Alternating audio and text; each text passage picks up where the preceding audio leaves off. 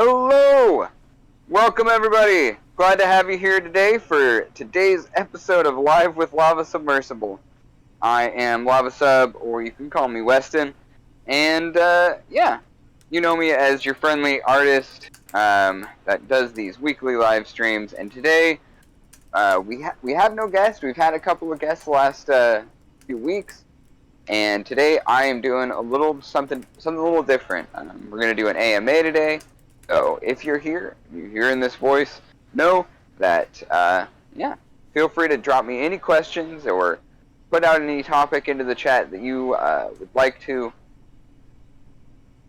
And I'm just going to be doodling and chatting away with you folks. So thanks again for coming. You're looking at a little image.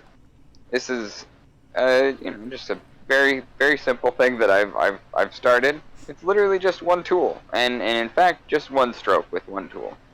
Not even like a stroke, just literally just put my finger on it, and it does this. It's very nice. But doesn't that just look like a lovely little planetoid just sitting out there in the blackness of space? It absolutely does. And yeah, I've already posted in chat that I'm on voice today, so that I can be the voice of the chat. So anyone who wants to type any questions in there, I will be reading them to you, Weston. And if you don't know, that's the voice of our amazing producer and creative director here at Nerdcrafty, Semantics. Yes, and they're going to be talking through you to me, or you're going to be talking through them to me. Yes. Is that how that works? Yeah, I am the conduit for the chat. The conduit. Yes, this is the conduit Semantics. Respect and obey. So I'm just gonna start off doing this just like funky little outer space vibe. First, I laid down this lovely little shape. I think I just wanted to point out that this is a really cool tool because of how it works. It's like, yeah, it's got this wonderful graininess to it, but it's got this really tough, hard line, but it's also bent. It's just this. It's a really interesting little brush. The only real frustrating part of it is that, like, here's a mark. I'm just going to make a little mark. Oh, I should make this bigger so that it's legible. Here's just a mark I'm going to do on the canvas. You see where that's where my thumb just went. Like, exactly, more or less, where my thumb just went. Then I'll go and select that tool, and I'm going to try and hit that same mark and show you where this tool lands. Oh, okay. I see what's going on. It's like, it's convenient for when I don't want to be, like, when I want to have a little vision over the top of what I'm doing. Like, if I'm doing a line, that actually sometimes works really well as a hard line, because it curves so much that it allows, and it's so far out from where my thumb is, I can look at exactly where I'm going. The only issue is that it's kind of like even here. Oh, okay, it's full opacity. But at its full opacity, you can tell it's still pretty not opaque. Yeah, there's definitely some built-in alpha. So yeah, if you use Autodesk, I love that tool because it gives me a certain shape and feel, and can add a lot of like spontaneity to a piece, but it also can be super frustrating. But that was the if you do use it. If you're one of the weirdos like me that uses Autodesk on their phone, it's the Smooth Conti brush. But yeah, so I'm going to make this a planetoid. I'm going to go back into, well, I guess we can't do a pure white background, but we don't want a red background. That doesn't make any sense. I'm just going to go a little bit darker so that I can see pretty clearly where my the outside of that line is. Yeah, I was gonna ask if you subscribe to the neutral background idea of, like, color theory stuff. Well, you know me pretty well, Sam, and I am not the neutral person. It's always one way or the other. A very radical kind of simplicity to this little goblin's brain. I was thinking, like, more in terms of, like, with like when you paint or like do any drawing stuff, like Because I know that there are a lot of artists that will set their background as like a neutral brown or a neutral gray so they can actually like get a sense for the real color tones that they're using. Yeah, I mean, I'm not. So when I was, yeah, no, ultimately, is the long and short of it is no, not really. But I definitely do that for different reasons at different times. Oh, okay. It's like it's kind of dependent on a lot of things, but yeah, it's what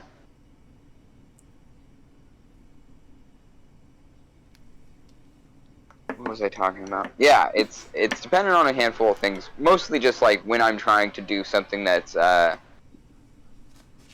having a hard time seeing the line work, and I want to try and give myself the clarity that I need. If I'm doing like a hard color that's meeting the background that I have, I'll try and switch to a more neutral background. But usually when like conceiving of pieces and things like that, I usually am in like I start with a bright, like all the way maximum white or black, and that's just like, especially for digital, predominantly because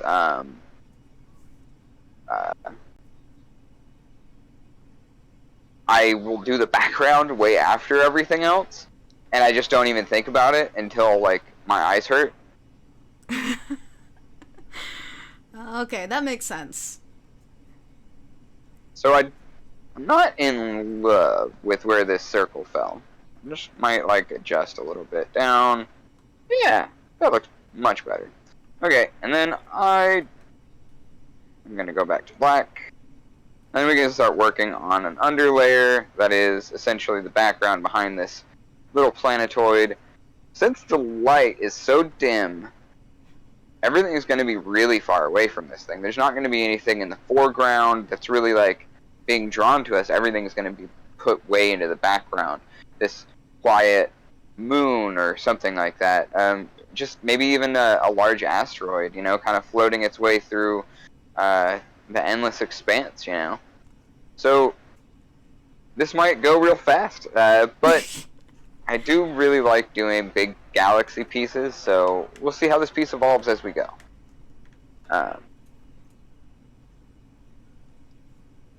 There's a few brushes that I really like for these kinds of effects. This grainy pastel brush gives you a lot of little dots. And I just love that. It's also not like super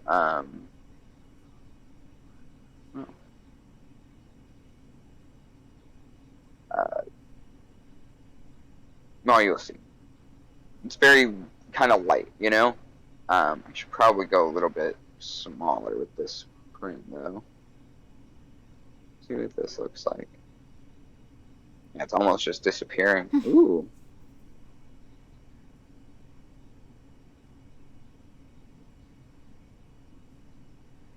So yeah, it might seem really faint, but we're going to get a lot of that texture back a little later on when I start going underneath this layer I'm currently working on.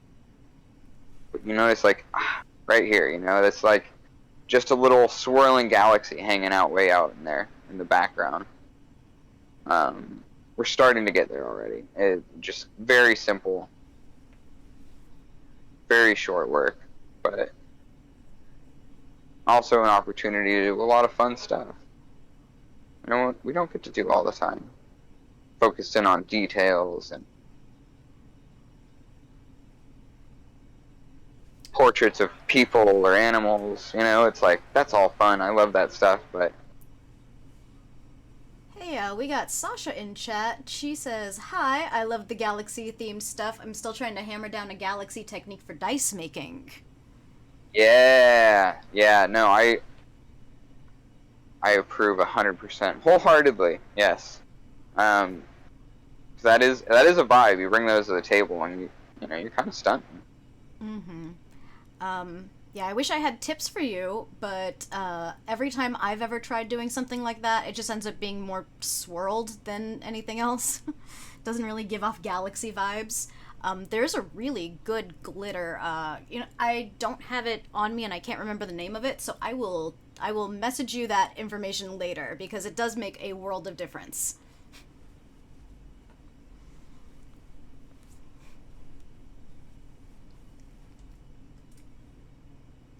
This is looking much more galactic now. Thank you.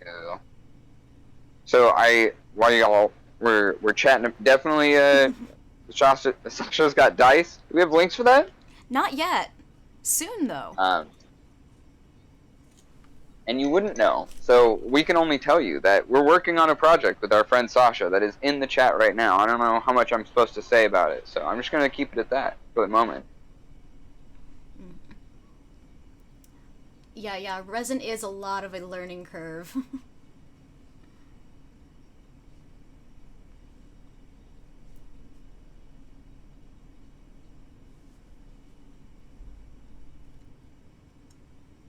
I've actually stopped a bit of my resin stuff, my resin casting, just because, like, time has been an issue.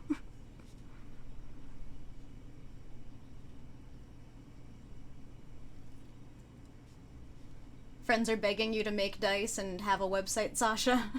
Well, we can help you out with that.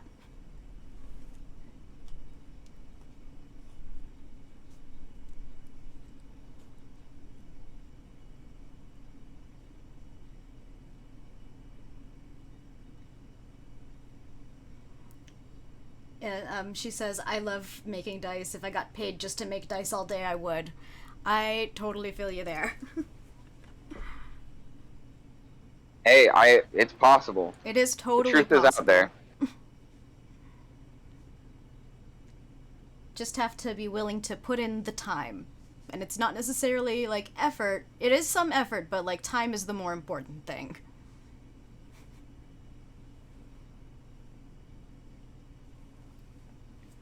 You weren't joking. This is coming together fast.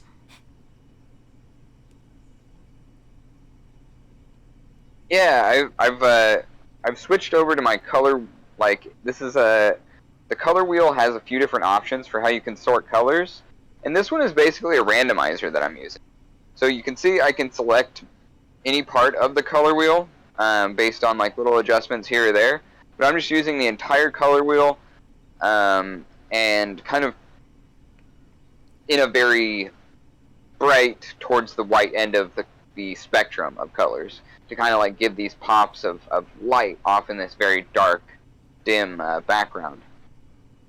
Yeah, it's super effective. It can take a little time to like make everything feel really to feel there, you know, to get that real that feeling of like all of these points of light, you know, and how we would see that in what way we would see that, because there's so many different photographs we have from space that we can kind of draw from, but even those are essentially interpretations of data, which we as people, as kind of like these weird biomechanical machines, are able to process data less effectively, but in a similar way.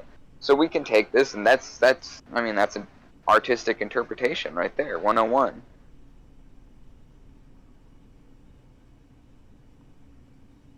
Okay. I'm experimenting now. I don't think I ever used this tool. This is a new brush. Yes, we are in this weird polka dot brush that gives me these weird asymmetrical dots. Oh. Yeah. Give you a... Very meteorite. Yeah. That's very big. Let's not do that. Okay. No, that one, yeah.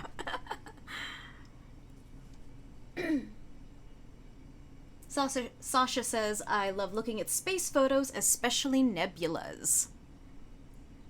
Yeah. Do you have a favorite nebula, Weston? The running chicken.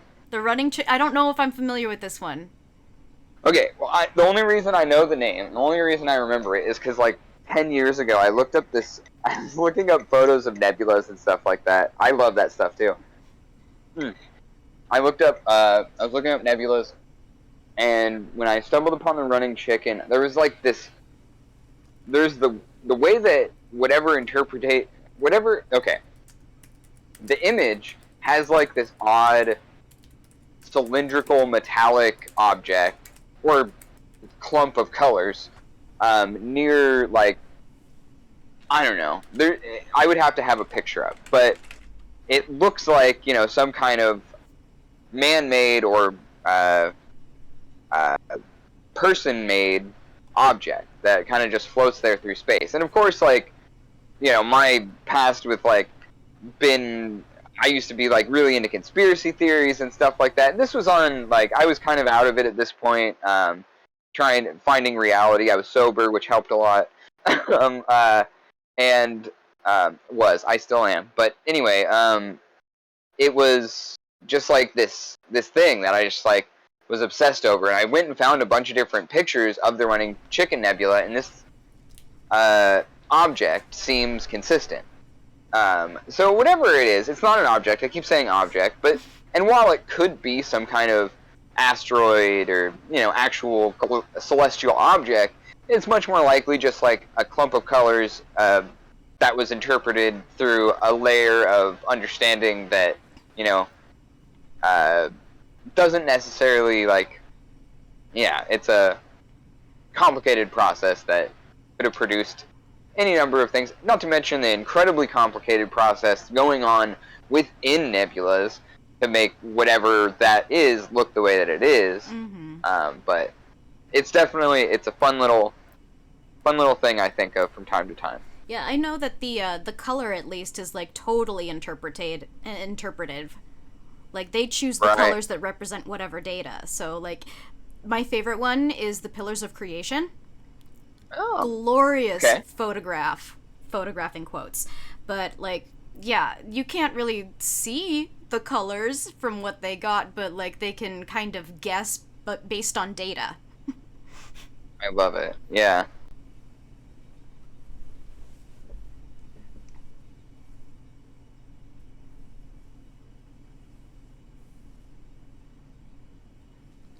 All right, that's maybe a little overkill now. I think I'm going a little big in places. It's very Star Wars. Right, you know, that's not a moon. I don't know. I don't remember any of the actual quotes. I make up my own. Oh, that'd be funny. Get your version of Star Wars, just quotes that you've made up.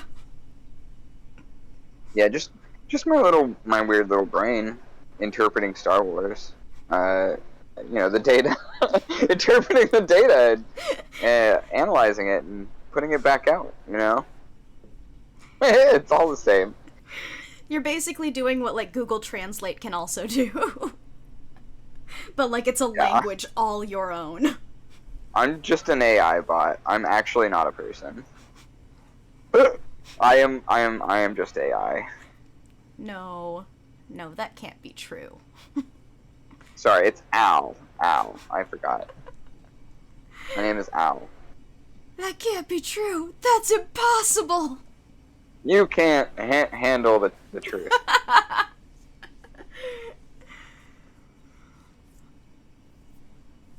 I love this little brush because, okay, it just makes these wonderful little T-shapes, which for this is kind of perfect. It's a sparkle brush. Yeah, it actually does have this really cool like effect. If I kick it up a lot. Okay, yeah. So you can see that there's like hatching in it. Yeah, and you can see the more. Oh, you know what? I should let me just. Okay, full color.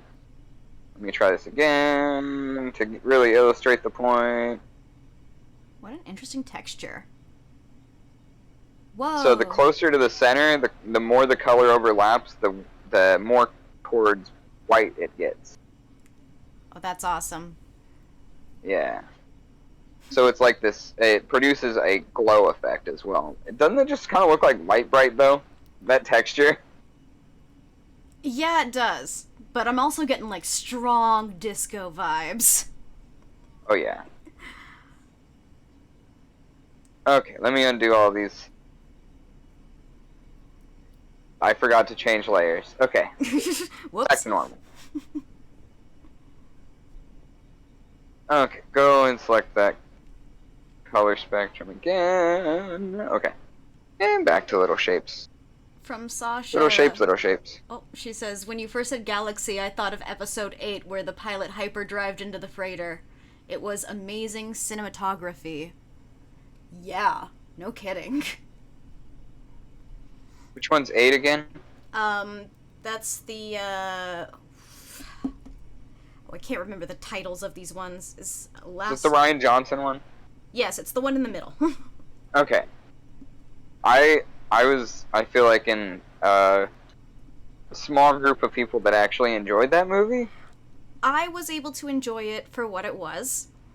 I think that there were definitely interesting directions, but I got left with so many questions going into the last movie that I'm like, well, this is weird now. Yeah, I admit I am kind of a Rian Johnson stan, so my bias is admitted and fairly obvious. But yeah, I just I saw Brick in theaters, and that movie was one of those, like, I wouldn't say it was necessarily life changing, although it definitely gave me a new perspective on like reinvigorated an interest in noir as a genre. Reminded me of like all of the best parts of what you're able to do with archetypes and the essentials of a like genre, and reinterpreting it and making it your own, and like putting that noir in a high school, and not to mention casting Joseph Gordon-Levitt. I mean, the entire cast was just phenomenal. But I mean, it's just the start of a lot of really great careers.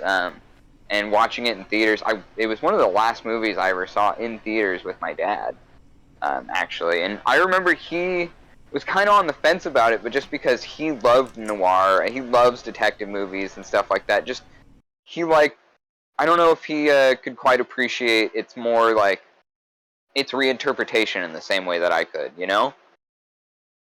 But it was like one of those movies we talked quite a bit about after we saw it. Went and got, like, I don't know if we got ice cream or what, but something like that. I don't know.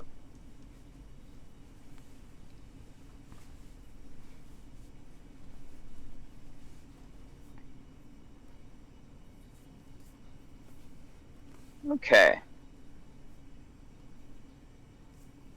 Any thoughts? I think that bottom right corner, this whole section, kind of is a little bit needs a little touch up. You know what? There's like some repetitious stuff going on, and it's kind of like throwing things off balance for me. Do you see like the like it's either like 8 dots or 10 dot brush? Definitely. I'm picking right up on that. Mm-hmm. Here's what we're gonna do. I've got a soft eraser. I think it's like at 3%. I'm just gonna like kind of tippity tap till they kind of disappear a little bit.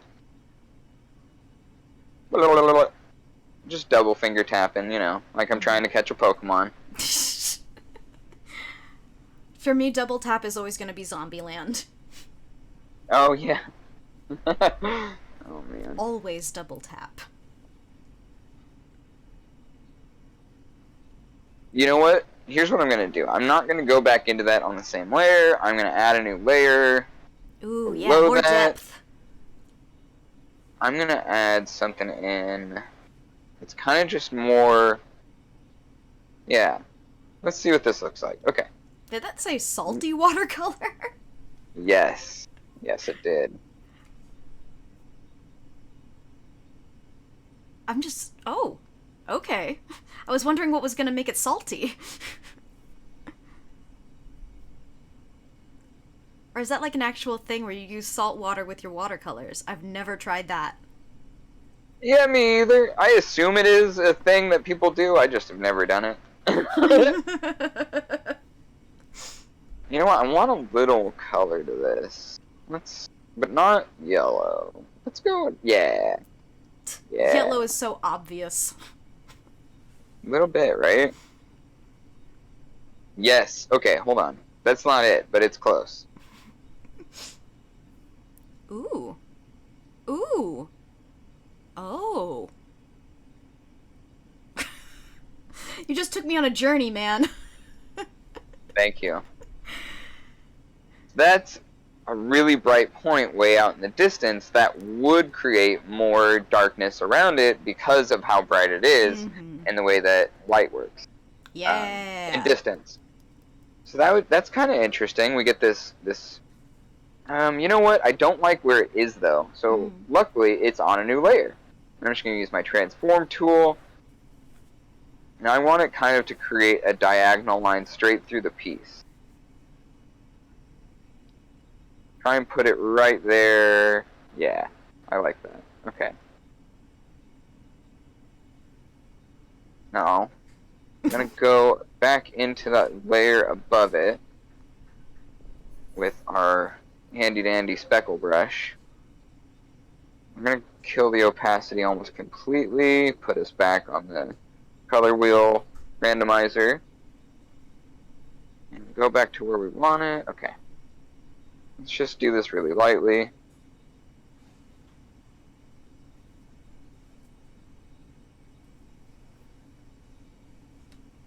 Kind of think about how circles work while I do it. Yeah, so I think I am going to go and erase some of this top layer. Oops. I want an actual eraser, please.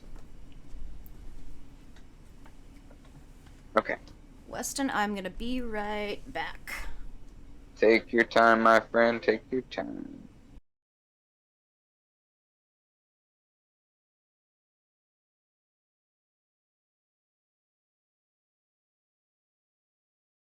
Cool. Cool, cool, cool, cool, cool, cool, cool. All right, you know what? We're going to finish this off with some very, very little dots that I'm just going to do a lot of.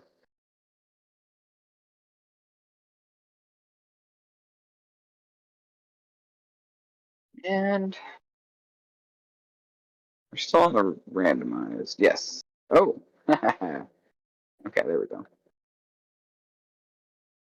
This gives me like a lot more control because it's not a bunch of little dots. It's one very specifically placed dot. I can just like, because I'm using my phone, I just use it like a video game controller. I'm just like I was saying earlier, just mashing it, just not even trying to be very specific about where it goes. Like I was saying earlier, just kind of paying attention to how the light would work here. I'm let's kick the opacity up just a hair.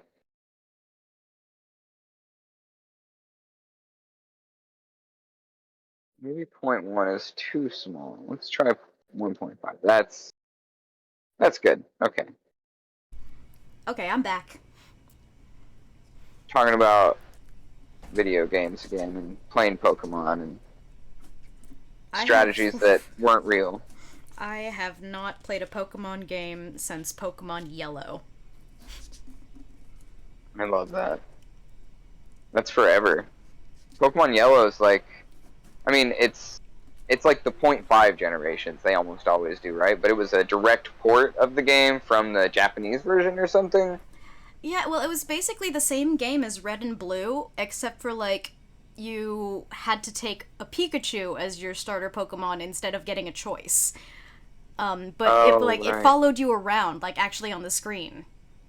So you could live out, like, your TV show fantasy of actually playing as Ash Ketchum. That's actually adorable. It was... Oh, and if you traded to, like, to a copy of, like, somebody's copy of... So you trade the Pikachu from Pokemon Yellow to Pokemon Blue, and then back to Pokemon Yellow after it learns, like, Surf from the Pokemon Blue game, and then it actually has, like, a surfing animation of Pikachu, like, riding a wave. So nice for Pikachu. Mm-hmm. It's really cute. That was really the appeal of it, because I already had Pokemon Blue at that point, so I'm like, well, then I need to get this game, because I want a Pikachu that follows me on the screen. They got me. They got me with their ad campaign. They got us all, you know? That's just facts. The dastardly Nintendo strikes again. Making us love their product. How dare they! Ugh. How dare you make something so lovable and adorable? I will never forgive these transgressions! Sasha said she couldn't get into Pokemon Sword after trying it. Used to play a lot of Sun and Moon. Okay. Which one? I haven't played a Pokemon game in almost as long as Sam. I played. My first one was Gold. That was the first time I ever played a Pokemon game.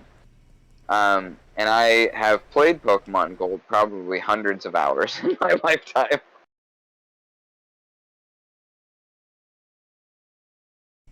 Well, I mean, it's not like those are short games. Oh, no, especially not the way that I play video games. I enjoy the act of grinding, like a little weirdo. It's some nice repetition, I totally understand. Like, I am also the type of player, it's like, well, I want all of my Pokemon to be level 99. Yeah. No, I feel you, exactly. I played, I was really into Breath of the Wild recently, and, like, at one point, I mean, because I had avoided Ganon's Castle the entire run, you know, my entire playthrough. I went to all of the different places, like, was trying to essentially 100% it before I got to Ganon. But I realized at one point, I think I just wandered into it by mistake, and realized I could actually go in without it, like, essentially triggering endgame kind of statuses. And so I was like, oh, okay. Well, I can tiptoe around this area a little bit. You know, I knew there was like a photo I had to get there. Like there was one of the. So I knew I had to go there at some point if I wanted to have on 100% before I faced off. But at one point I got so brazen, like I had realized, you know, oh, well, I can just go here now. I had gotten so brazen with that I kind of forgot that, like, I shouldn't wander too far into it, and just, like, smacked right into Ganon boss fight, and it's like, okay, well, Whoops. I guess I'm gonna try and finish this now. Guess I'm doing this. Yeah. I mean, luckily, because I've been grinding so hard, I basically had everything that I needed, but... Well, that's good. I have definitely gotten into the situations where it's like, well, in fact, like, I have an example of this happening to me, but it's like when you get into the boss fight on accident, but you're totally not prepared for it. Oh, yeah. My example is with the original Kingdom Hearts. I triggered on the Tarzan level the Clayton fight too early. Yeah, and there's no way I could go back to where I was before the fight started. So it's forever, like, stuck on the... I'm sure my brother still has it on his PS2 somewhere, but, like, on the game file, there's just one that's stuck in a terrible place, and it's never, ever going to move forward, because you cannot go anywhere else until you clear that Tarzan level. It's so rough. Like, the ship breaks down and you can't travel anywhere else.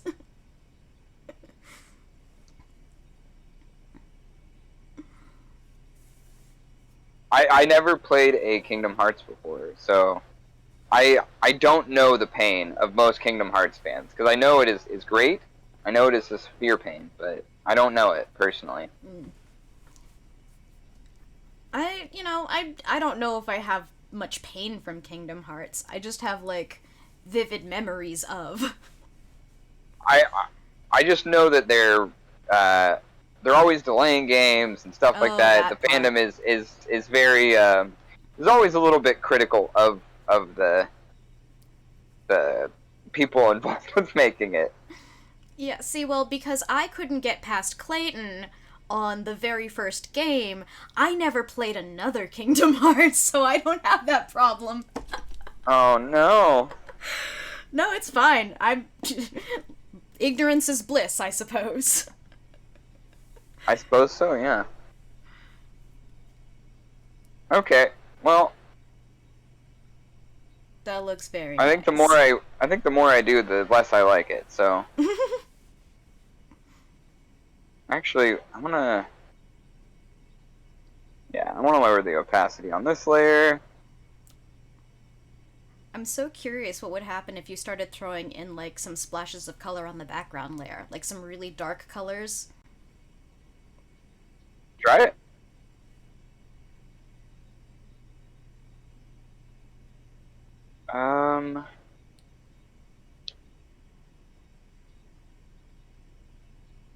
There we go. Let's make the color wheel a little more selective. I'm just gonna use this little third or quarter or whatever of the color wheel. That fraction.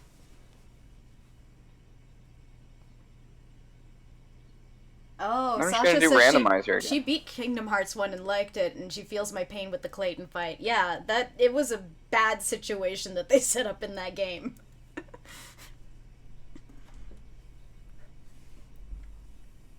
I'd try it again, but my brother has the system and the game, so I'd have to get my own.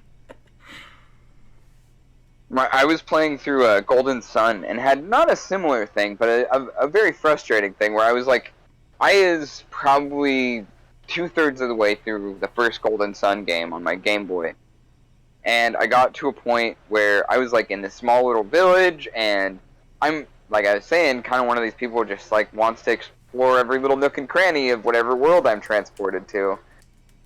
Ended up wedged between a table and a chair or something, but basically just like trapped in this little corner of this little house in this village that I couldn't get out of.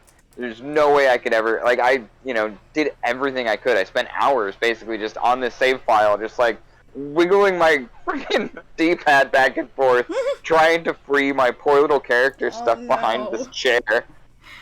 And I had to like start over. I had to just basically start a new file. I was just like, all right, well, I'm screwed. I'm just gonna start over, I guess.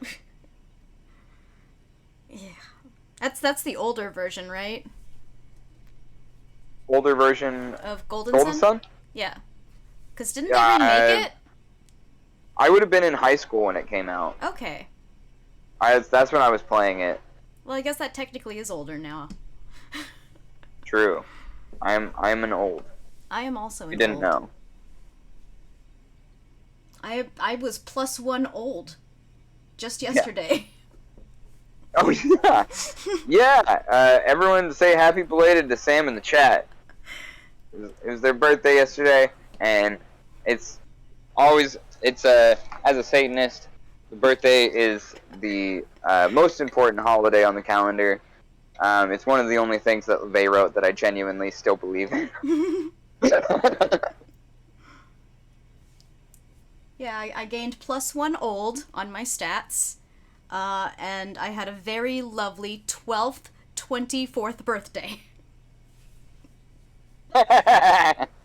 24 is just the good year, I totally get that.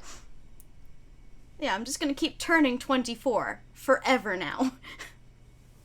I would like to borrow some of that, thank you. Oh yeah, I get on this bandwagon, man. I'm just like, every birthday is now my 24th birthday. I'm not having any other type of birthday. It may be my like 50th time having that birthday, but god damn it, I'm gonna turn 24. Yeah, I mean, I don't know if it's intention, but it definitely has some Bilbo Baggins energy. Yep. Okay, I love this. Thank you for the recommendation for some flashes of dark color. Yeah, it just adds like a little more dimension. Yeah. Well, let's hide all of these. I think I'm just gonna merge them. Merge, Marge.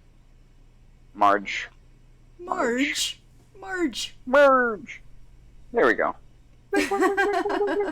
Okay. I am a big proponent of saying that your age is your level. Because Sasha says that she's level 33 now. And then Adam is in chat saying he won't say what level he is. See, I age in punk rock years, as a veteran of the community. And I am approximately 500 in punk rock years. Yeah, we age like vampires, in that we're also decaying rapidly and desperately need the life force of others to survive.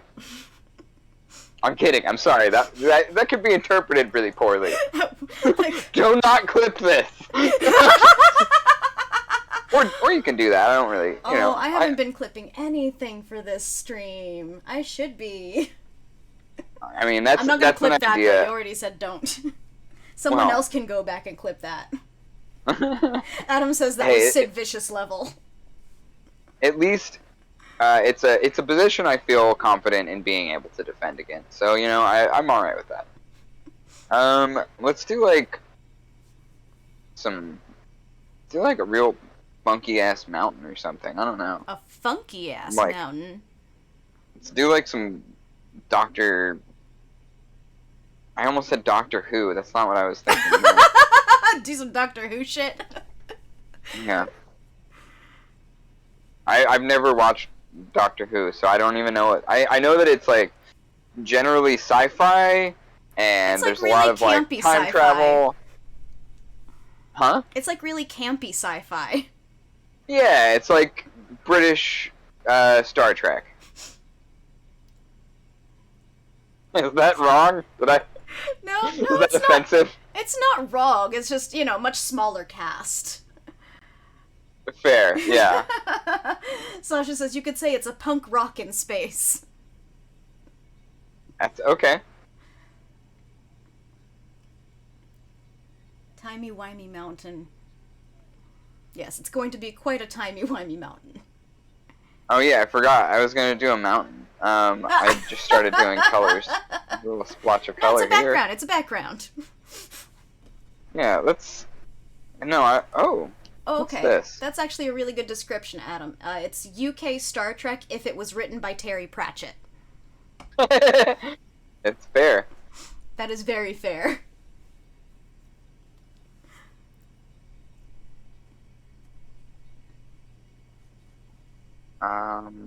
What is going on here? I like this little friend. I think they're a little friend right here. Boop.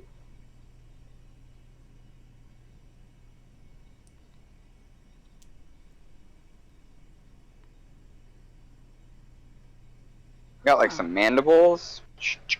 Am I drawing Zorak? It kind of looks like Zorak. It looks like a weird genie right now, coming out of some sort of lamp or bottle. Just like a smoke form. Alright. Okay. That's what I see anyway, but it's up for interpretation, just like all art.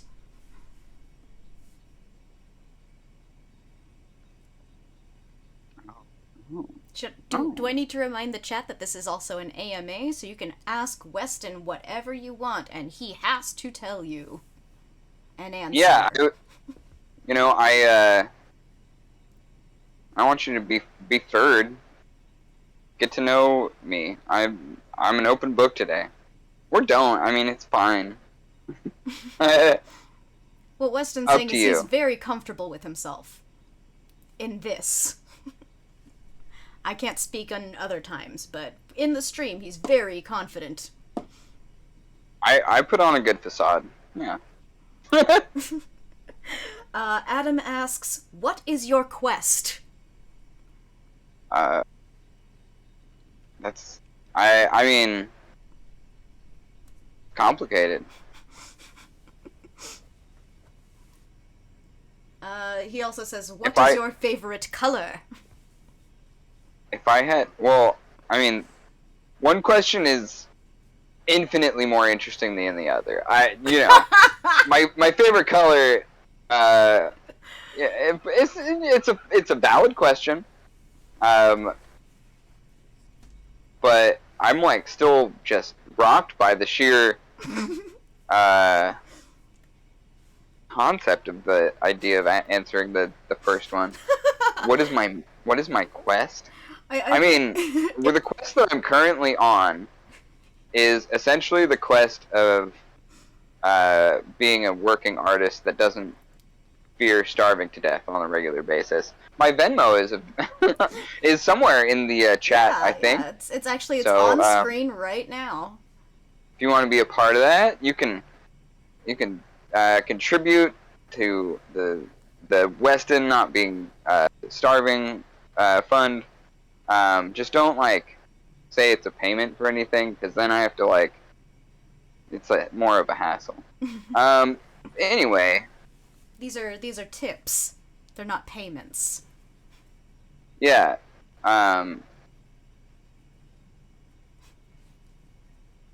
And so that's probably, I mean, it's my current quest, yeah. That's trying to be a thriving, successful working artist. At some point before I'm too dead to enjoy it. It's a good quest. It's a long-term quest for sure. Definitely. It is not a side quest.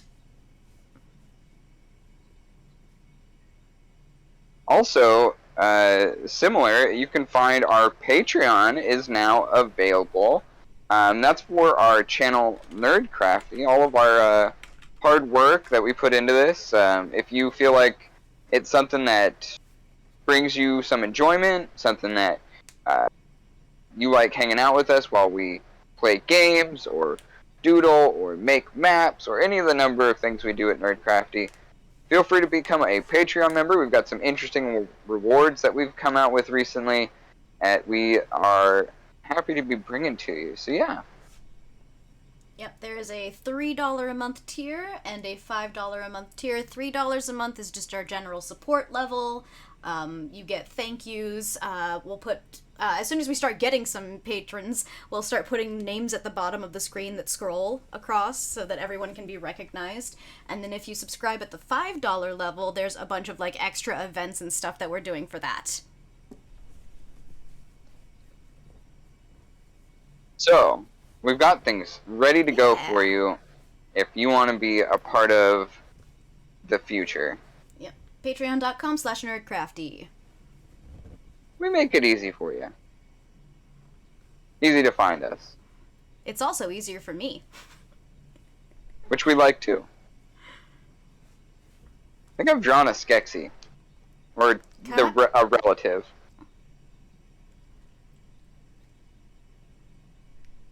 Yeah, it's definitely got kind of a bird look going to it at the moment. Oh, for sure. Birdie, buzzardy sort of thing. Captain Zach says, have a good stream. Thank you, Zach.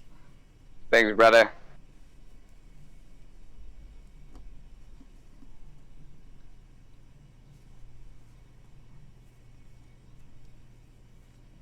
Have you, fully leaned into the Skeksis vibe? Are you bringing Skeksis back? Definitely that, for sure. Unrelated. Oh, that got much bigger than I intended it to be. Oh, the scale. It's, Well, you know what they say about people with big feet? Big socks. They've got it. And pure hearts. Yep. And they're super stable. Yep, that's true also.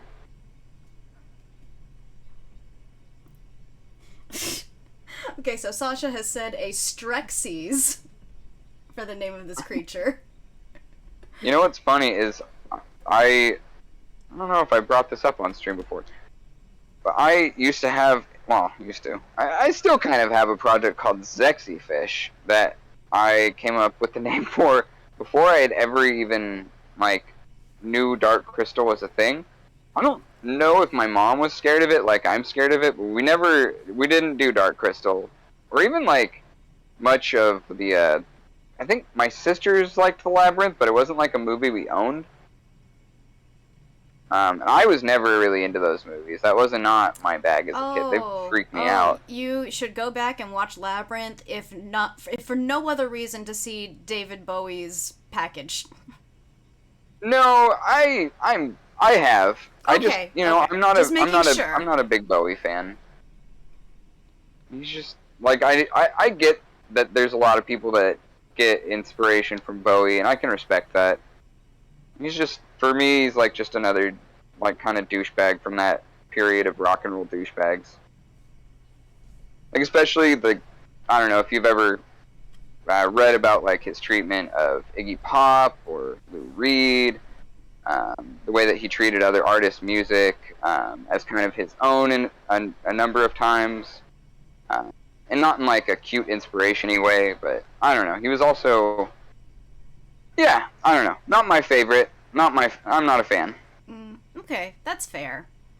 I mean, I am a fan of Bowie. If just because one, I enjoy the music, but two, also a huge like person in the gay trans scene for people, like a huge inspiration at the time. I interpret that as a very generous reading, but I can see a lot of people at this point, especially, have taken it that way. You know, seeing Bowie as an inspiration and all that. And, you know, that's their bag. You know.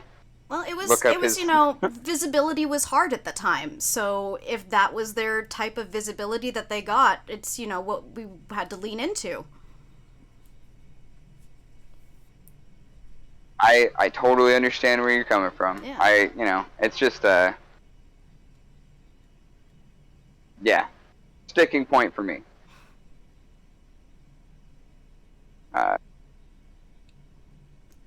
So Yeah. I'm curious as to what's going on. Is this a cloak that they're wearing, or is this like part of the body? And if this is a cloak, Yeah. what's underneath? That's a very good question. Yeah, I have no idea what's happening here, frankly. It's not even on, like, it's not even standing. What is happening here? It's got a lean. Okay. It's got a bit of a lean. Interesting. Okay. Maybe it's a pimp.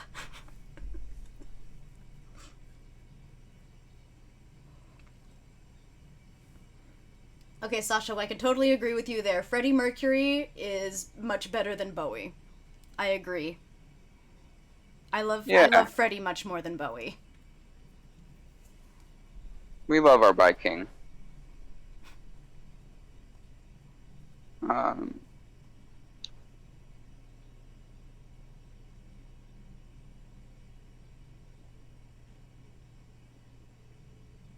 Some nice perspective lines in there. Yeah. Thank you. I just like added so much motion to this.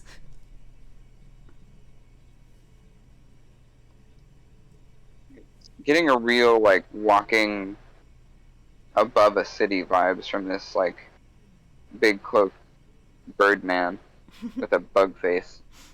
This is Cell. That's what this is. This is my version of Cell. Oh man, there's a challenge that we should do at some point when we can get like multiple art screens up, is like draw this character from memory. Yeah, no, I'm a big fan of that as a concept for sure. How do collars work? Do I just like boop? Where do I put this line in? I am an idiot. Where is my line? There we are. Okay. Line layer. I just gotta go a little boop. I just gotta do a little boop right there. Boop. Yeah, that's the right boop, I think. Yeah. Yeah, that's the boops. That's Betty. That's our girl boop. Them's the boops. Them's the boops, kid. Oh boy. I'm gonna make that into a t-shirt. Them's the boops, kid. Yeah. I'll wear it.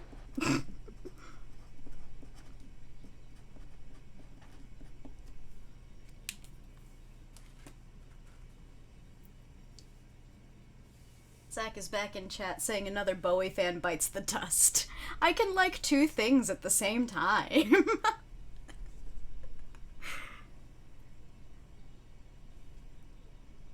Oh, you guys get to see my handwriting. That's me trying, by the way.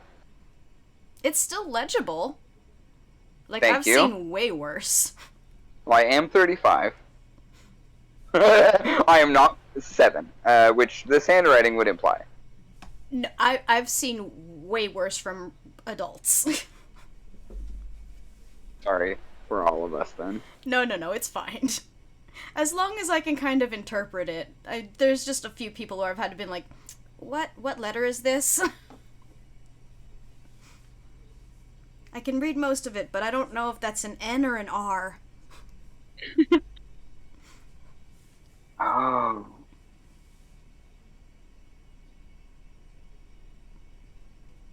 Okay, cool. I put that on my line layer. That's why I couldn't erase it earlier. Ah. There we go.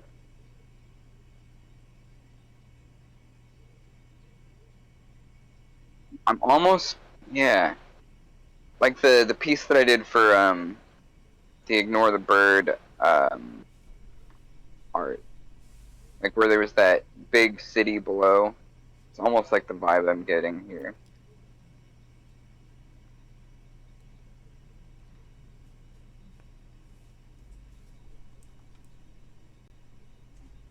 The Ignore the Bird piece you're talking about is the poster, right? Yeah.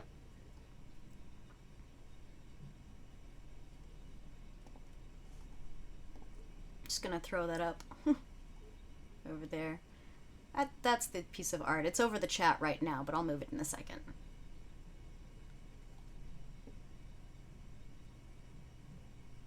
Oopsie.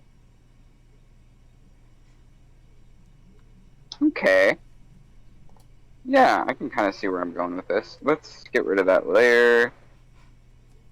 Start over a little more delicately. This guy needs a gentle touch, huh? No, I don't even know what time it is. 4:26. Okay. We're still got an hour. You still got an hour. I just use so much reference normally. Doing this freehand's going to be an interesting time. To get ready for my... Yeah, so I was going to go very loose with this without... so I don't get locked into a bad decision that I want to fix later.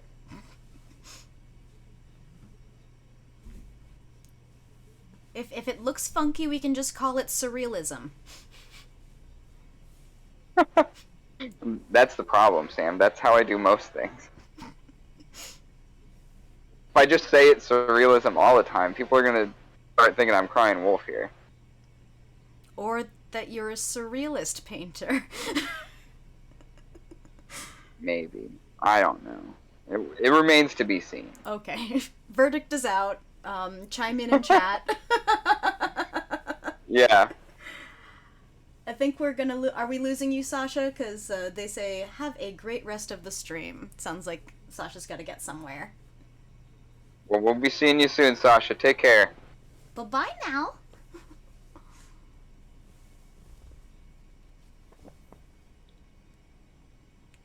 I like this rubbery ruler tool that you have.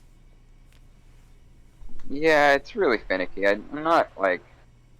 I don't try and use it very often because it's a pain in the ass. But it can help me do things that... It's a tool, you know. It's a tool.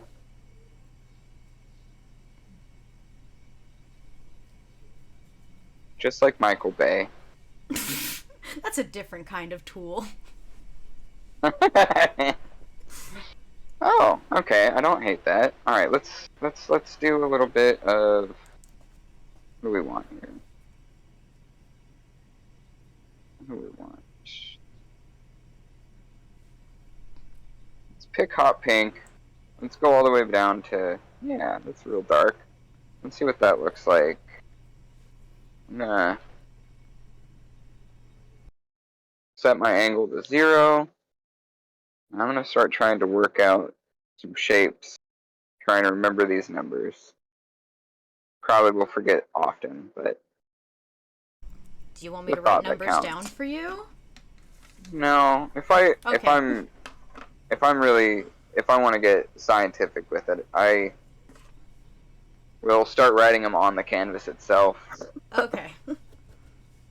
Um, I do but always have paper in front of me during streams, so if you need me to write something good to down for you know. to remember later, let me know. Yeah. You know what? I'm gonna prompt chat. Chat. If you have seen, if you saw my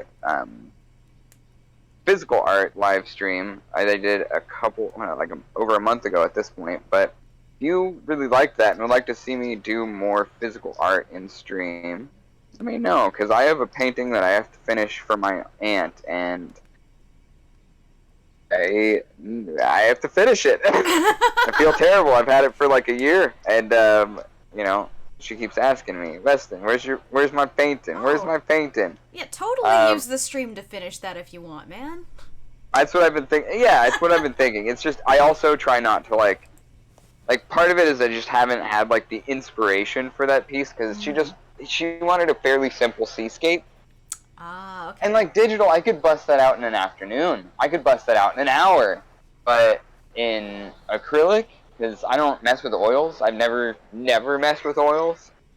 In acrylic, that takes a long fucking time. I've done it, but like, I used a lot of water to like thin out the paint to get the different layers. Well, yeah, it's like one of the only ways to do it. You know, I'm already like over a dozen layers into this Oh thing. wow! Just like, yeah, just little bits of like really dark blue to trying to brighten it up with a little bit of like lighter blues and just working up towards like the flecks of white in the ocean. It's not like my forte. I like doing it, but especially like in full color, not black and white. Like, oh god, I don't know why I made all these decisions months ago when I started it, but it's still a fun piece. It's just, it's like it's also one of the biggest canvases I had at the time. It's like I think it's like 36 by 30 or 36 by 42, something like that. Wow, yeah, I've never painted on a canvas that big. Yeah, it's pretty big. Sounds She wanted a nice daunting. big canvas. Huh? It sounds daunting. That exactly. So I don't like. It's one of those things. I'm sorry. I'm gonna go put my. Before it's really hot in my apartment, so I don't want to keep my smoothie cup out. So Oh, that's y'all are fair. just joining me into the kitchen, and you're gonna probably hear some running water in a second. Okay. It's a very special episode of Live with Lava Sub. A little bit of ASMR. Yeah, we're vlogging today. Call me. I was gonna say Jake Paul, but please don't ever call me No. Jake Paul. No. I don't care if I do eventually end up vlogging, because it sounds kind of like fun, but please don't ever do.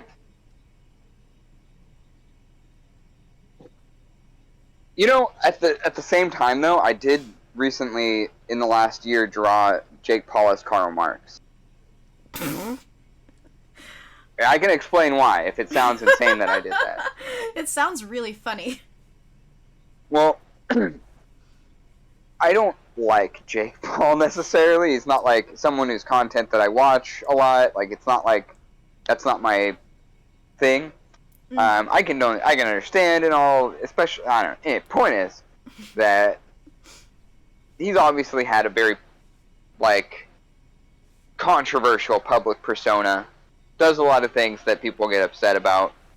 I'm right there along with him most of the time. But in the last year, he's, of course, been doing this whole fighting thing, right? Well, among all of the weird stuff that he said during the course of this, journey as a boxer, he's been doing it for years, but now in the last year, it's actually become an actual thing. But he is one of the only people outside of UFC, the Ultimate Fighting Championship, that everybody, I'm sure, knows at least has a basic or general understanding that it exists, because it's the big fight organization in mixed martial arts, and Jake Paul is one of the few people outside of that sport that actually criticizes Dana White and fighter pay, especially, or just fighters' rights even, and has been talking like to fighters about like unionizing and things like that, which is not something I ever thought I would say. That Jake Paul is trying to unionize the fighters, which honestly they desperately need. These people don't have like basic medical needs met unless it's like a serious thing. Like they, in most cases, aren't getting healthcare through their employer, which is I'm pretty sure is $1 billion industry, at least in the hundreds of millions. They pull in tons of money every year, and they don't. I mean, fighter bonuses are still like I think 50K, which yeah, sure seems like a lot, but not when you've just been concussed like multiple times in some cases during the course of 15 minutes. Yeah. I'm Plus, a that's big taxed fan of the as fights, well, but so. huh? That's taxed as well, so you don't get that full amount. Plus, now, like, subtract medical bills. Exactly, yeah, and medical bills, as well as paying the people that are training you for the fight, as well as paying your training partners for the fight, as well as paying any management or agents or lawyers or any number of other people that, as a fighter, especially as the further into your career you go, that you have to end up paying publicists and things like that. Mm-hmm. I mean, it's insane if you're a fighter right now, especially like how difficult UFC specifically makes it for fighters to get sponsorships. Like it used to be a lot more open a thing where fighters were able to get sponsorships from companies and things like that, but the UFC has really cracked down on fighters' ability to do that. So it's this frustrating thing because like I said, I love the fights. I love watching them. I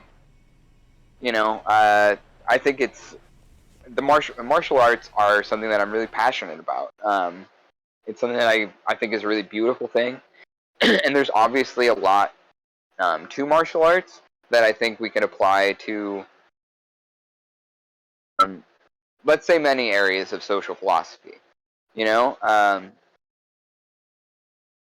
The issue often is that a lot of martial arts, either in their inception or in their popularization, were appropriated or created by some pretty nasty friggin' people, some absolute friggin' weirdos, and with some bad ideas. They might have had an excellent mastery of the human body and their own skills, but we see this tradition today where you have fighters in some of the biggest organizations on the planet who are, kind of your basic everyday white supremacist that it's some of the things that have been said to the fighters that are like people of color in just about any organization, but especially the UFC, have been outright like just racist. I mean, degrading to the point of like an entire people. I mean, look up what Conor said in Brazil. Conor McGregor, Brazil. Just go ahead and YouTube, or you would throw that in the YouTube search if you are ready for some very troubling content. It's obviously he could have said much worse, but what he said kind of gives you an entire idea of what the UFC is about. I mean, look up Colby Covington if you really want to know. It's another person who his entire public persona is more like a professional wrestler's than somebody who has the kind of it's a professional wrestler thing. And I think in some cases it can be not just disrespectful, but socially harmful, can stoke racial and cultural tensions amongst people who otherwise would have no problem.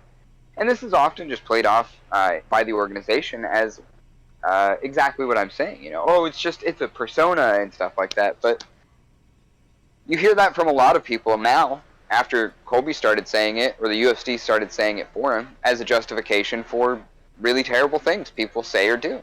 And I don't think it's a trend we should accept as how they want to sell it, how they want to spin all of this drama, because a little too much reality there, folks. Part of the problem is that it's the organizations not doing anything about that sort of thing and just letting it slide and basically saying it's okay if you do this in this sport. Well, you know who's responsible for the UFC's popularity in a large part, and like kind of more mainstream awareness of it, Well, it right? ain't me. Well, it would be former Vice President Donald Trump. He was a big early proponent of the Ultimate Fighting Championship, and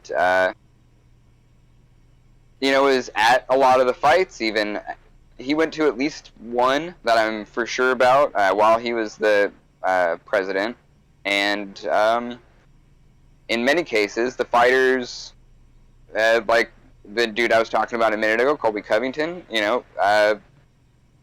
suck up to him on air. It's pretty gross. They simp for him. Oh man, Covington Masvidal. That lead up to that fight was so weird, just because it was like, here's Jorge Masvidal competing with Colby Covington about who's the bigger Donald Trump fan in the build up to the fight. Yeah, that just sounds gross. Yep. I really liked Jorge Masvidal until I found out he was like, a Adam freak. asks, A Mr. weirdo. Orange is the new hack? What's that?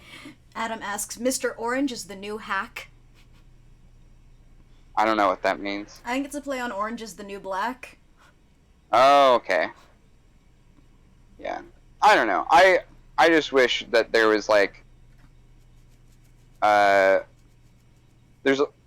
think I was mentioning it in one of my can't remember if it was in one of my previous lives, but I was talking about Southpaw podcast, which is a very cool podcast that talks about like martial arts from a leftist perspective, that after a long time of just kind of like having to sit there and listen to a bunch of weirdo chuds talk about right-wing politics and fighting and stuff, I finally found people who talk about fighting and martial arts and the philosophy and social philosophy behind a lot of the stuff, critical analysis of things, that is sorely lacking in most of the rest of the space. So if you haven't, check out Southpaw Podcast. They're good folks. And if you're listening, love to have you on and talk. Y'all are the coolest.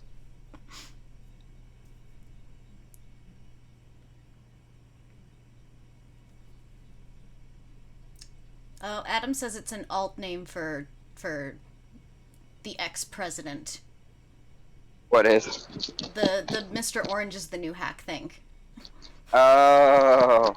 I usually I've come up with a new one, which is Treason Cheeto.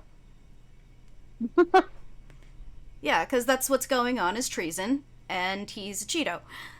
So, if you want to get down with treason, alt-right, keep doing what you're doing, because that's treason.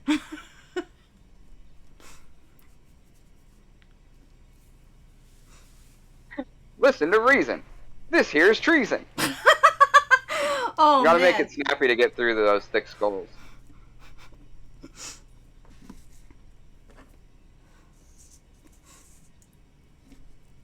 Yeah, like, that's the part that's so amazing to me. It's like, I am watching literal treason happen, and the people who are like, yay, America, are the ones supporting it the hardest? It hurts my brain. I totally get that. It makes so much sense on a certain level of, like,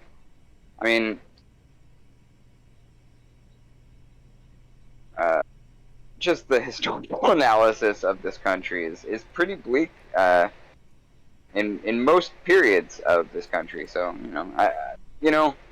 I try not to be too cynical, but there's just Yeah. there's not much that surprises me about the people who hold power in this country anymore. I just think if there's one rule you should follow if you want to get into politics here in this country, it's listen to reason, don't commit treason. Solid rule. I don't like these houses. I'm going to delete them. No, I'm going to keep them. But I'm going to hide them. Other layers. Let's see what I can do with this. I kind of like this more than the other thing I was doing. It's like a really funky Monopoly board. Isn't it?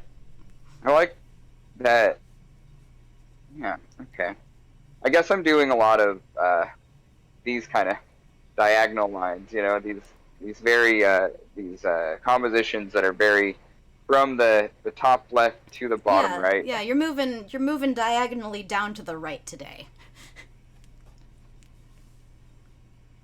Interesting. Okay.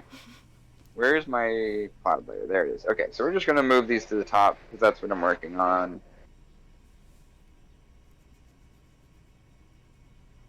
Let's see. Worry about the little guy later.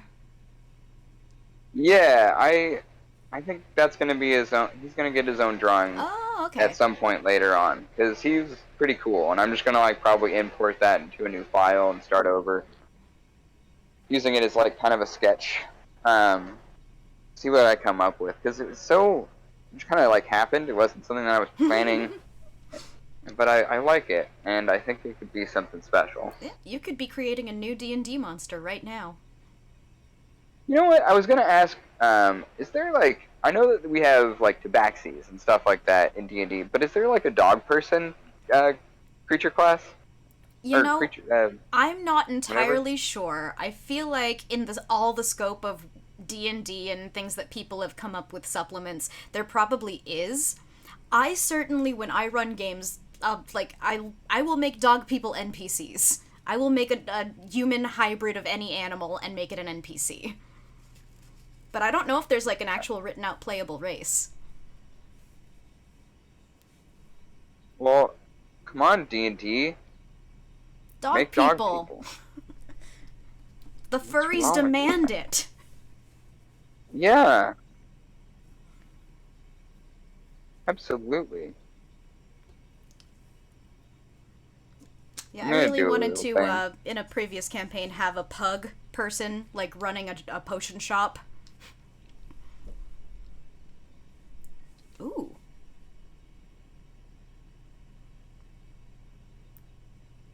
Are you playing with the perspective? Sorta. Trying to round this out a little more. Match the,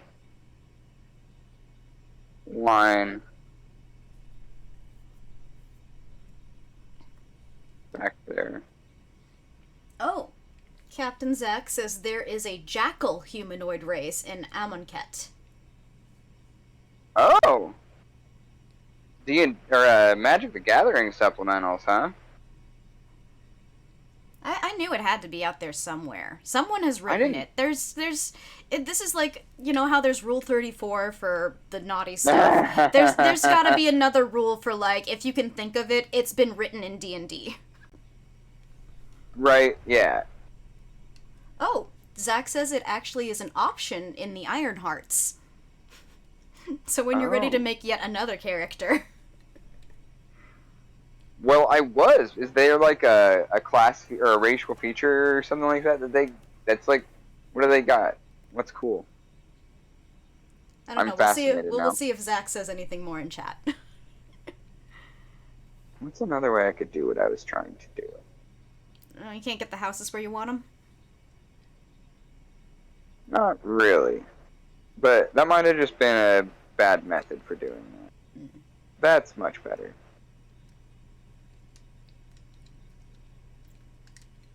Zach says the race is super cool.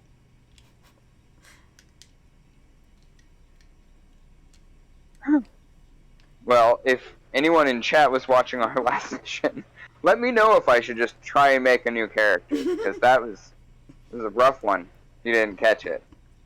We have all the episodes available on YouTube, and I recommend you watch them, even if you have to do it at double speed or something like that, because we got... when the next episode drops, we'll have 14 hours or so of material out there. So, or wait, no, they're 4-hour episodes. We'll have 11 of them out soon, so that means closer to upwards of 30. I mean, bless you, if you watch them at normal speed, that really helps us in the algorithm. In fact, if you have nothing better to do, you could put them on at half speed, and if they play all the way through, that will do insane things to us in the algorithm. Thank you for teaching me this little trick.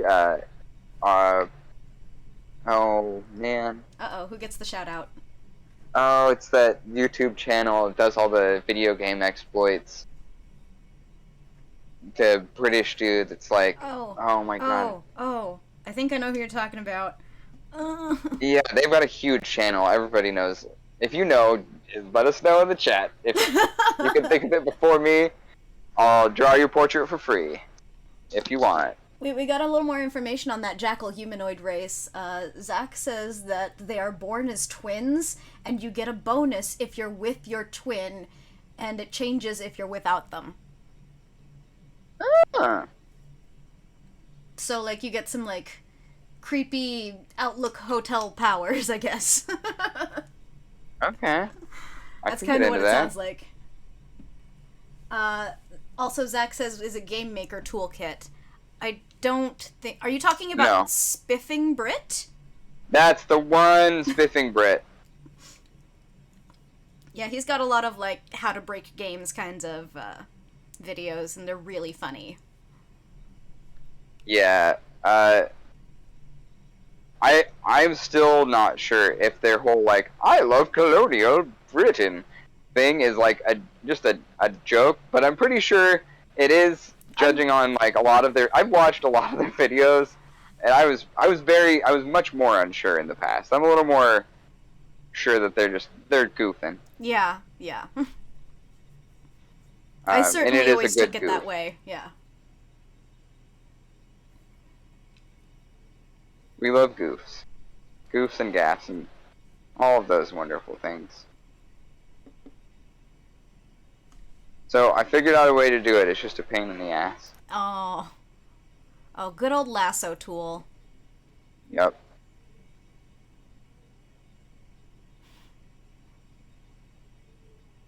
Oh, that is annoying.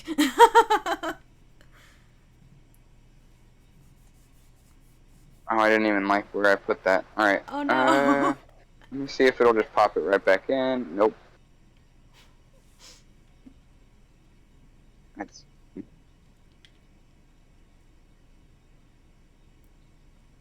Are these going to stay as houses, or are they going to become something different now? I think they're going to stay houses. You know what this is reminding me of? It's reminding me of this piece I did forever ago with Kat, when I was still figuring all this shit out. Not like digital art even, this was physical medium. I think it was ballpoint mostly. Yeah, that's the shit right there. Okay. You remember that wonderful little Conti tool that I had earlier? Yeah. Let's see what that does here. I'm gonna kick the opacity way down. I'm gonna use... Yeah, let's... Yeah.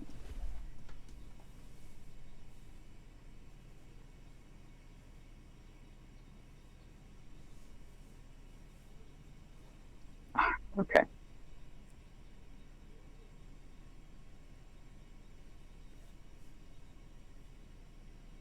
Ooh.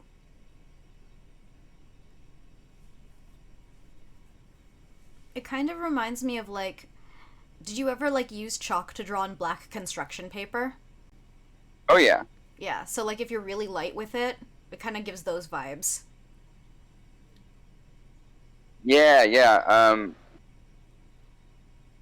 I'm a big fan of, like, the chalk pastels. I used to do a lot of work with chalk pastel, on newsprint especially, or black paper. But either way, it was like something that I really enjoyed doing that. It was good times. Me and Kat still do those occasionally, but it's a lot more few and far between at this point. I'm gonna have to send you some chalk. And some paper. Oh, I've still got plenty. That's the real reality of it. I've got so much. That'd be a good physical art stream. Yeah, it would be. Not opposed to that at all.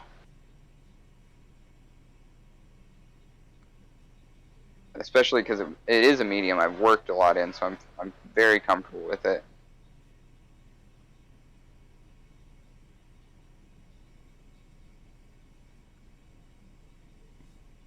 This is giving me very, like, children's storybook vibes, but, like, kind of a creepy storybook. Thank you. Like, Tim Burton would be very into this.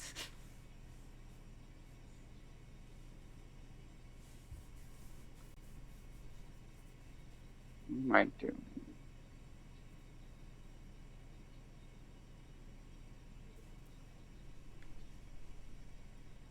Okay.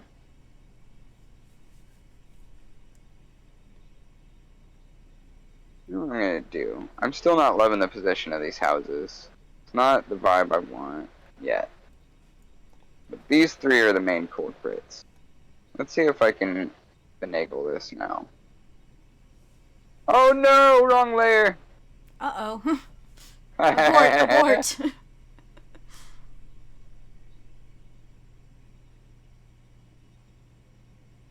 Okay, there we go.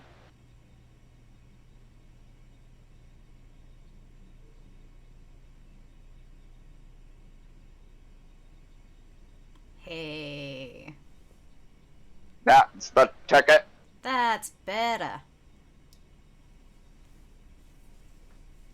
Okay. Well, it's kind of like, I don't know. Let's see. Another underlayer. What happens when I do this? Just a heads up, Ooh. we got close to half an hour left. Thanks, Sam. No problem. It's kind of my job. But I also wanted to let you know, because I don't know if you want to talk about the guest that you're is it confirmed for next week? Yes. Okay. We actually, I was totally gonna segue in this earlier because we were already talking about Pokemon. Okay, I've got a half hour left, but you know what? I really gotta pee. Give me 5 seconds. Actually, more than that. You can take more Washing time your than hands that is to important. pee. Yeah. Everyone wash your hands after Wash you your pee. hands. Keep your friends, your family, your roommates safe. Wash your hands after Wash your using the bathroom. hands. Okay, I'll be right back. Or you can get a bidet and then just stay hands-free.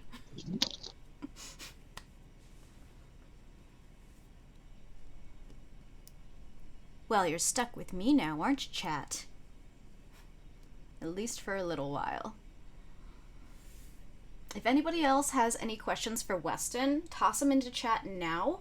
That way, after he talks about the guest that we'll have next week, we can answer any questions that you have left that might be lingering. Oh, hey, Zach. Good day to you. We got Captain Zach joining us in chat.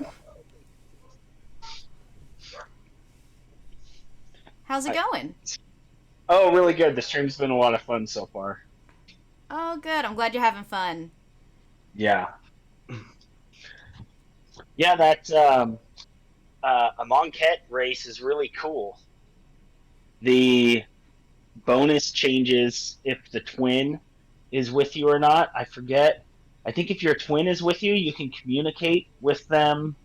Like, you have access to the message cantrip. Oh, okay. So it's like the enhanced, like, actual twin powers thing. Yeah, so you can actually communicate with your twin with, like, a repurposed message cantrip. And then if your twin is not with you, like if they passed away or they're just on a different quest, then you're, like, immune to fear. Interesting. Which I think is really cool. Wait, so this is the Jackals? What happened? Yeah, this is the Jackal race. And you're here. Wait, hi, Zach. Hey, dude. How you doing, brother? Really good. I was enjoying the chat and the Monquette races. I forget what they're called. I wonder if it's Setesh, as that's what I adopted into the Ironheart's mythos for Midgard. Yeah, if your twin is with you, you can communicate with them psychically. You can use the message cantrip with each other. Like, if they're physically, I forget what the spell's limitation is, like 60 feet or 100 feet or something. And if they're outside that distance, like if they're no longer living or they're on a separate quest or something like that, then your Amonkhet is there, or then your Setesh is immune to the fear condition. So the race is called Kenra. Kenra, yeah. Yeah, it's Anubis inspired. Yep. Interesting, yeah. I mean, I just remember Amonkhet, like the magic card set, was like one of my favorites and had a lot of really cool creature types in it. And Jackal was one of those like predominant or dominant creature types. Yep. But yeah, that sounds like a whole lot of flavor. I like that concept. Definitely. I keep thinking about wanting to play like a big poofy cheeked like dog, like a pit bull or something with these big old jowls. But on humans, on a human-sized person. Paws or hands?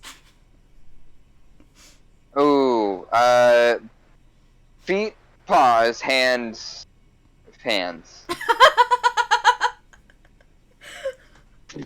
That makes sense. Hands. Hands, foot paws. Hand, foot paw. Yeah. Okay. It's another, bat and ball game from over the garden wall. Is it weird that if I did a dog humanoid character, I'd want them to be a ranger and their beast companion would be a human? I hope they dress their pet human. Yeah, I mean, it depends on how kinky you're getting here. Some, like, dominatrix slave master ranger dog going on or something. Things are getting weird at the end of stream. Yeah. Technically, I think the preferred nomenclature is submissive, but I get where you're coming from. Well, you said get kinky with it, so I went with it. like a Will Smith song. Right, exactly. Oh man. Oh no. Sorry. Are we getting into slap discourse, or are you not even aware of the slap discourse? Everyone forgive Zach, he is not an internet person. Nope. I'm old. Have you heard about? Did you hear about the slap? The slap heard across the entertainment industry. Yeah, I'm surprised that it even qualifies as news, but yes. Oh, it's discourse. Well, it's discourse. It was Definitely in front of the world. Yeah, hilarious. There's no problems with our society whatsoever. Anyone who says otherwise is just a big downer, man.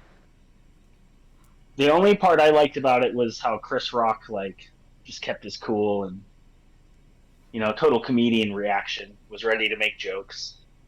Chris Swift just smacked the fuck out of me. Amazing. Yeah. Amazing composition. The thing is, I'm kind of on the team of, I feel like this was staged a little bit because that slap was projected so hard before it happened. Yeah. I just don't think Chris Rock was really thinking it was going to happen. Like, it's the friggin' Oscars, and you're literally presenting... You're about to present an Oscar to this person. Amazing. Just insane. Just what a world. But you know what? An absolute gem of a friggin' planet, We're still talking about the Oscars right now. Of last year. Oh, man. Mm-hmm. So, if that was a publicity stunt, it worked. Yeah. We want. Anyway, Weston was going to tell us about what he's got lined up for next week. That's right. Next week we've got we're hanging out with my buddy Seth. Seth, I brought up on stream before as one of the people who was part of my radicalization and introduction into leftist philosophy. Seth is an amazing human being, one of the greatest guitar players I've ever met in my life. and has an insane theory about Nintendo. As like, I don't want to get too into it because I will mess up the explanation. But ultimately, Seth has a theory that there is an overarching backstory there is to be told within the characters throughout Nintendo's catalog, I guess. Mostly focusing at first on Super Mario Brothers and Pokemon.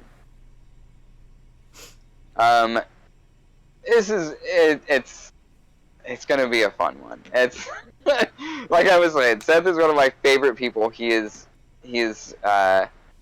just a very unique individual human being, and I can't wait to hear him talk to us about this next week. And if that sounds at all, if that sounds as interesting to you as it does for me when he first told me about it through a Facebook message with no prompting, was just like, hey, do you want to hear my Nintendo fan theory?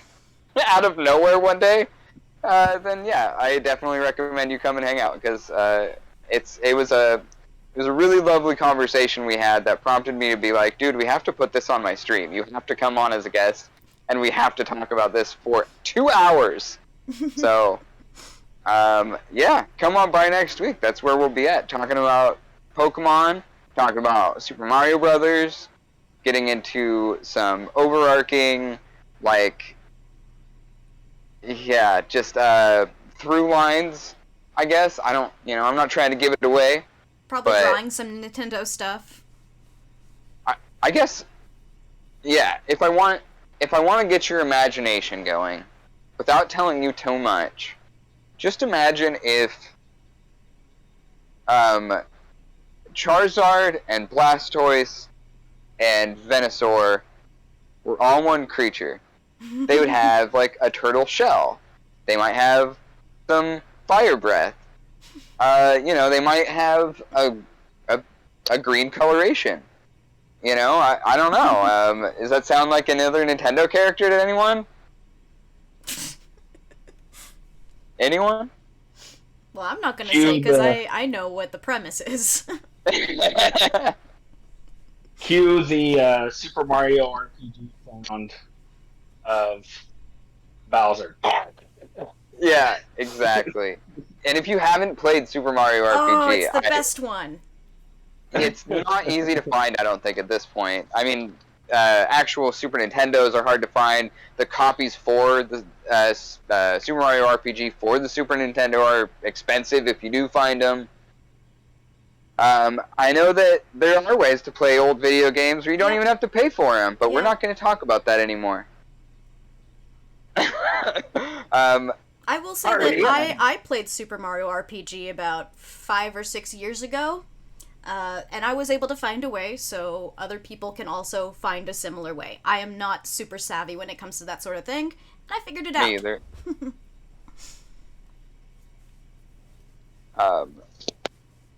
I am one of the people who actually got to play it, very fortunately, thanks to another previous guest, Ryan Hart. And I borrowed Ryan's copy in high school, and I got to play all the way through it on an actual Super Nintendo cartridge. Yeah. Yes, it makes me very cool. My brother and I had a legitimate copy as well when we were kids, which is why I didn't necessarily feel bad about using other methods to find a copy of it to play again. Oh, that's awesome. Yeah, don't talk to my brother about that, though, because he's super mad. My parents made him give his Super Nintendo to our grandparents when he got a new system, and then they ended up giving it away. And he's so upset about it to this day, and I totally understand. It seemed like he was making a big deal out of it, like, a couple years after it had happened, but now I'm like, no, okay, I see. That was gonna be a great deal of money. Yeah, I mean, I still have my Super Nintendo and a bunch of games for it. It's not like, I don't think, in a condition where I could sell it and make a ton of money or anything like that, but, I mean, this was like my family console. I'm pretty sure chips right out of the plastic case of it. but it survives and it still plays. So I break it out every once in a while. Actually, during the beginning of around 2020, I played through all of start to finish. I played through Link to the Past. No stops for like I think it was for like a week or so. Wow. just could not put it down. Too stressed to do anything else. Just absolute immersion into Link to the Past, and what a game.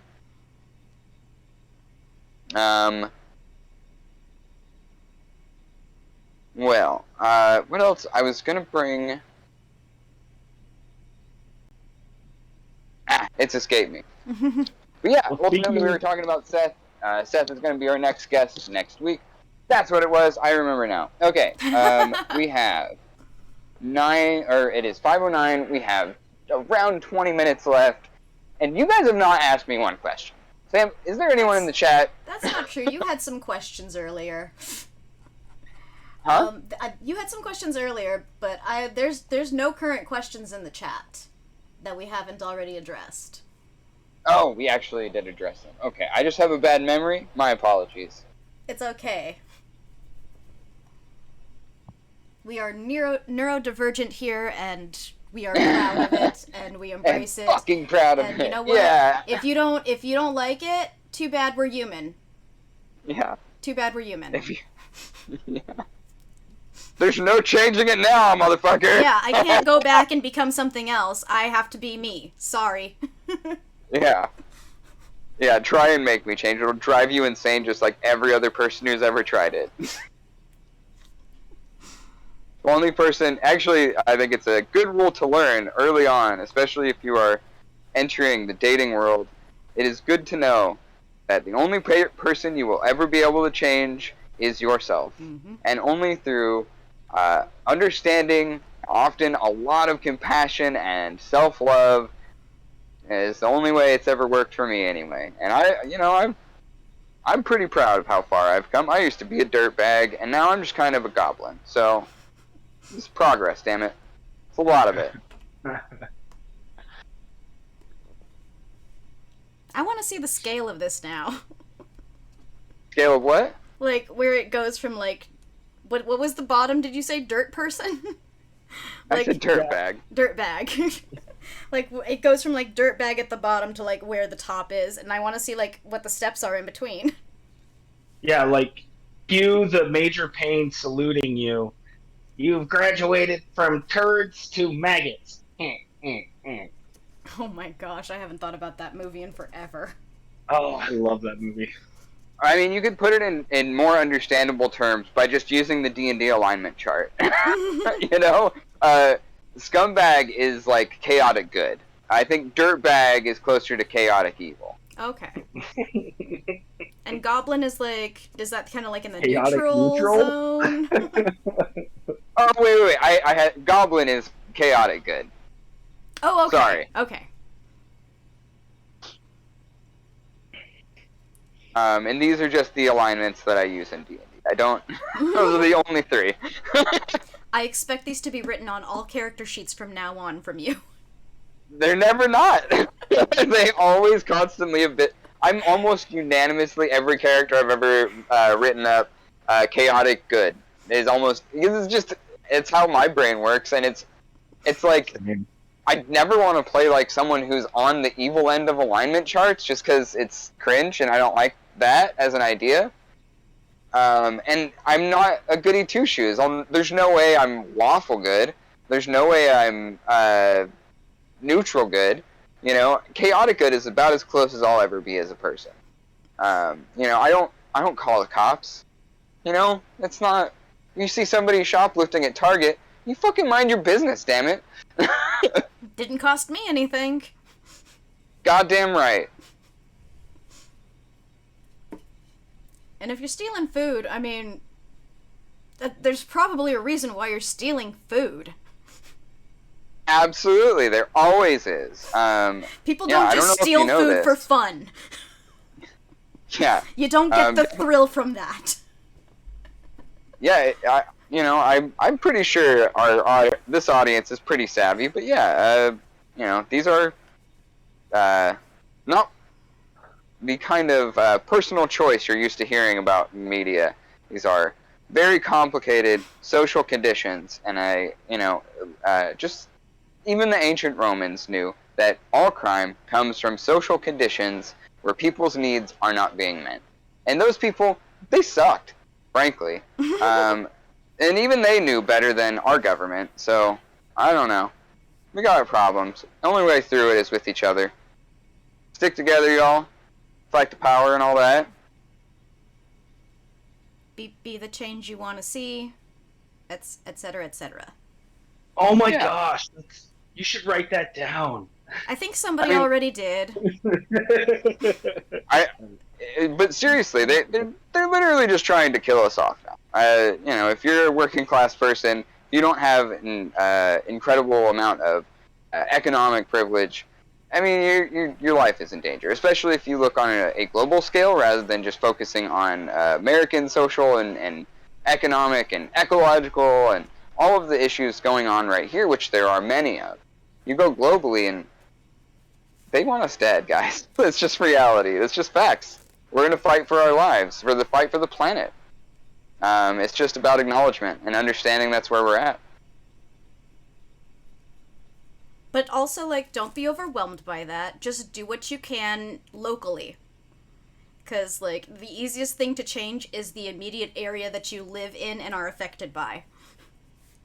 Very true. Go to your city council meetings and read those fuckers. Absolutely just berate them. They deserve it. Look it up. I'm sure there is no shortage of issues going on in your hometown, no matter where you live in this country, that some very awful people are skating by on or getting paid for. So we should probably just make them at least feel bad about it, because they don't right now. They don't care one iota. And we need to lean on them to get them to at least pretend like they do publicly. I'm gonna preface this part with the statement that this is absolutely a joke, but, like, right now, the people that go to city council meetings are all elderly people. It would shock them if young people also started to show up to these city council meetings. It might shock them into having a heart attack. It is, or a heart. It is, or a heart.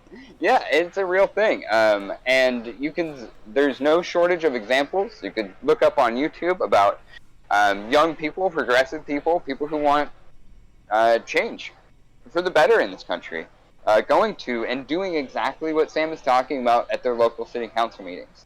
No matter where you live, y'all, you can make change in your area. It's not as easy as, affecting major national change, but we got to fight the battles we can win sometimes, and go out there, protest for the big national issues as well. Absolutely, our rights are on the line. It's not. This is punk rock time, guys. But at the same time, that also means looking inward at your own community, making sure that the people who are on the margins are being watched out for, without being creepy.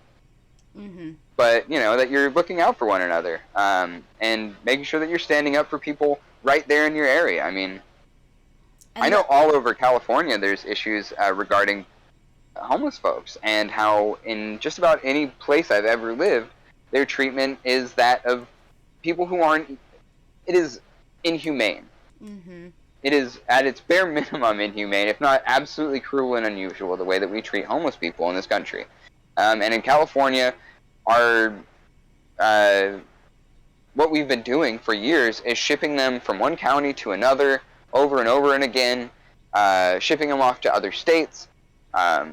Look back a few years into what they were doing in Hawaii with all kinds of people who were homeless there. And these people could use your advocacy. You have a voice, you can use it. Mm-hmm. And if you can, beat them with their own rules. Because that's the most satisfying way to do it, and it's the cleanest way to do it.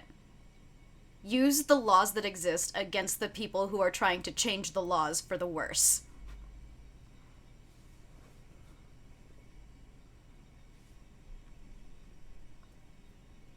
Like, we have to let logic win, everybody. We have to let logic and kindness win the day. Well, You'd be amazed how much better you feel, like especially if you're having a rough day, just by helping others, just by walking around with some peanut butter and jelly sandwiches or volunteering at a nearby place. It's magic. it's humanity, Mhm. you know, at its doing what it's supposed to. We're not, you know, a bunch of rugged individuals living in this world trying to pull ourselves up by our bootstraps. That's what they want us to believe, and it's the image we've been sold. It's Throughout never my meant life to and our be a parents' good lives. example sort of thing, that bootstrap thing. It's supposed to talk about, like, doing an impossible thing. Yep. Yeah, and what we are as people is a collective. We have always used tactics as a group to get through what seems insurmountable odds that for most creatures on this planet are less possible because they don't have the kind of ability to communicate that we have. And with the amount of subtlety, we are able to communicate ideas. You know, this is how we were designed, to work together, to help one another. And that feeling that you get from doing that is coming from a place that our little lizard brains can barely that recognize it. You know, recognize it as this path forward, a path that we chose over and over again to succeed against incredible diversity as a species. It's ancestral memory and all that stuff. And these are powerful tools for yourself and obviously for others. Anyway, I haven't drawn anything for 10 minutes because we have been having such a great conversation. I like the lighting that's going on, the backlighting situation with these houses. I did Thank want to you. say that. Also, we Yeah. have 9 minutes left. Well, I am sweating buckets, and even with this wonderful new fan, so I am having a hard time focusing on this drawing any further. I might just call it here. Yeah, doesn't Unless need anyone anything has in the any foreground. questions. Yeah, any questions left in chat that we want to ask Weston? Literally anything. I think everyone is baking in their chairs as well. Yeah, we're all fried out. That's fine. I totally get it. All right. Well, we will be back with Live with Lava Sub next week. Be sure to check our Nerdcrafty schedule that our producer Semantics has graciously provided me so that I remember, but also all of you, our friends and fans. So check out our schedule for this week. But I will tell you right now that this Sunday we've got Iron Hearts again. Zach, are you still there? Oh yeah. Yeah, you want to plug Iron Hearts? Yeah, Iron Hearts is my best friends that I've known for more than 20 years, playing some Dungeons and Dragons. We're currently going through a very long, in-depth run of the Tomb of Annihilation, and if you want to see what that's all about, that'll be every other Sunday at 5:30 p.m. They just had a near TPK death type unbalanced encounter, so sometimes I make mistakes, sometimes it's a real blast, so come check it out. No We all matter the make mistakes. no matter the situation, it's a group of wonderfully talented performers. And storytellers. Very That's my true forte. Is the it's something that I really love, especially in D&D, is being able to tell a story with some of my best friends. And yeah, like Zach's saying, I mean, most of this game has known each other upwards of 20 years. So our chemistry is very worked out, and that gives us the opportunity to focus on things like mechanics or story, and the story aspect of it, that's what drives me. And I'm really looking forward to seeing where we go next in Tomb of Annihilation, especially after that heavy last session. But thank you all so much for coming. Nerdcrafty, aside from those projects, has all kinds of other stuff for you very soon in the future. Well, we I was also just have talking- the part 2 of Ignore the River, Follow the Bird. That's right. That comes out this Thursday. Thursday. At what time? The stream is at noon, and then it's going to be available on podcast at around 2 and around 4 on YouTube. Absolutely, yeah. We have our the second half of our Ignore the Bird D&D one-shot. So this Thursday, check us out there, and then this Sunday, we've got Ironhearts at 5:30 Pacific Standard. So we've got a lot of D&D for you for the rest of the week, folks. I hope you're ready for it.